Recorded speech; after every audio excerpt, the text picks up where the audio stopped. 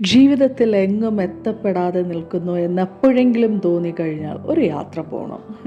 കുറച്ച് നല്ല ഭാരമൊക്കെ ചുമലിൽ തൂക്കിക്കൊണ്ട് ഒരു യാത്ര. ആ യാത്രയിൽ നമുക്ക് പല കാര്യങ്ങളും മനസ്സിലാകും. പല വിധത്തിലുള്ള ആൾക്കാർ, പല ജീവിത ശൈലി നയിക്കുന്ന ആൾക്കാർ.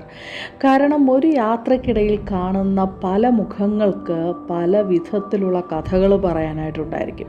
ചില മുഖങ്ങൾ ചിരിക്കുന്നതായിരിക്കും, ചില മുഖങ്ങൾ വളരെ വ്യസനത്തോടു കൂടിയിരിക്കുന്നതായിരിക്കും, ചില മുഖങ്ങൾ നമുക്ക് കാണുമ്പോൾ തന്നെ അറിയാൻ പറ്റും പുറമേ ചിരിക്കുന്നു എന്നുണ്ടെങ്കിലും ഉള്ളിൽ വളരെയധികം നീറലോടെ ഇരിക്കുന്ന ആൾക്കാരാണ്.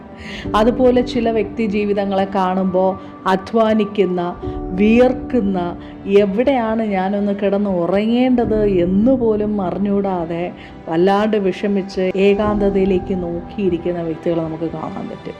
സോ അങ്ങനെയുള്ള പല മുഖങ്ങളെ നമുക്ക് കാണുമ്പോൾ നമുക്ക് മനസ്സിലാകും നമുക്ക് കിട്ടിയിട്ടുള്ള ലൈഫ് എന്തുമാത്രം പ്രീഷ്യസ് ആണെന്ന്.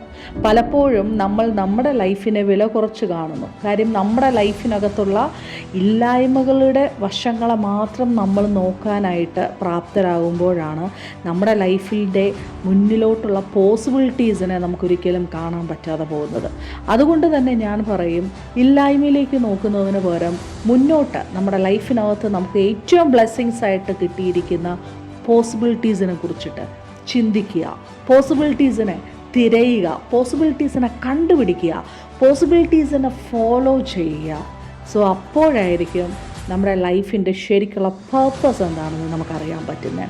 ഇതൊന്നും ചെയ്യാണ്ട് ഐ ആം ദ ബെസ്റ്റ് അല്ലാന്നുണ്ടെങ്കിൽ ഓക്കെ ഞാൻ മതി എന്നുള്ള രീതിയിലാണ് ജീവിക്കുന്നതെന്നുണ്ടെങ്കിൽ ജീവിതത്തിൻ്റെ നല്ല വശങ്ങൾ ഒരിക്കലും നമുക്കറിയാൻ പറ്റത്തില്ല. കാര്യം നമുക്കെങ്ങനെയാണ് ഒരു നല്ല വശത്തെ അറിയാൻ പറ്റുന്നത് എന്ന് പറഞ്ഞാൽ ആ നല്ല വശത്തിന് എതിരെ നിൽക്കുന്ന ചില അവസ്ഥകളെയും നല്ല വശത്തിനെതിരെ നിൽക്കുന്ന ചില വശങ്ങളെയും നമ്മൾ നേരിട്ട് കാണുകയും പഠിക്കുകയും ചെയ്യുമ്പോഴാണ് നമുക്കത് മനസ്സിലാവുന്നത്.